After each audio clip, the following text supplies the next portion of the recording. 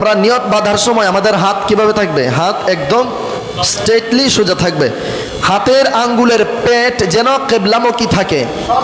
হাতের আঙ্গুলের পেট যেন কি থাকে? কেবলামুখী থাকে। এবং দাঁড়ানোর সময় আমাদের পা যেন এমন করে না থাকে, পাও একদম সোজা থাকবে কেবলামুখী। কারণ আমাদের কেবলা কয়টা? একটা। আবার দাঁড়ানোর সময় আরেকটি মাসালা, দাঁড়ানোর সময় কতটুক ফাঁকা রেখে দাঁড়াতে হবে, কতটুক ফাঁকা রেখে দাঁড়াতে হবে। এখন দাঁড়ানোর সময় আমাদের ইমামে আজম ইমাম আবু হানিফা রহমাতুল্লাহি আলাইহি আমাদের ইমামদের মতে নামাজে দাঁড়াবে এইভাবে ধরে এক ভিক পরিমাণ দাঁড়াবে। এটা হচ্ছে সঠিক নিয়ম, আহলে সুন্নাত ওয়াল জামাতের আকীদার সঠিক নিয়ম নামাজের।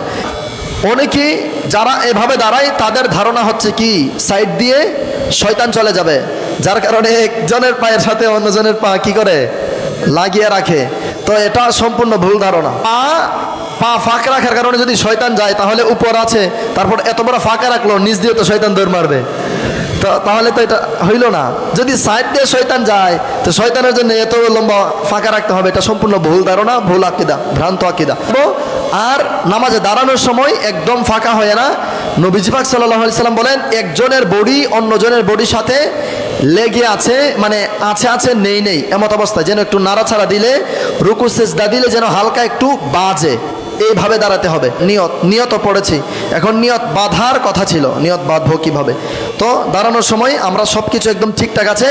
নিয়ত বাঁধার সময় আমাদের হাতের আঙ্গুলের পেটগুলো একদম কি থাকবে?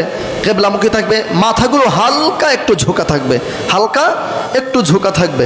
তো আমরা নিয়ত বাঁধার সময় আল্লাহু আকবার বলার সময় হাত কোথায় থাকবে? এই দুই বৃদ্ধাঙ্গুল কানের লতি বরাবর, কানের কি? কানের এই যে এখান বরাবর আনবো, এনে তারপর নিয়ত বাঁধবো। এভাবে একদম থাকবে না, এভাবেও থাকবে না, আবার ওই যে কোনো রকম এভাবেও না। বেশিরভাগ নামাজে নিয়ত বাঁধে এইভাবে, বেশিরভাগ অধিকাংশ লোক কীভাবে নামাজ এভাবে বাঁধে, তো এটা সম্পূর্ণ ভুল। হাত থাকবে একদম এভাবে, হাতের পেটগুলো, আঙ্গুলের পেটগুলো একদম পশ্চিম মুখে থাকবে। আল্লাহু আকবার বলে নিয়ত বাঁধবো।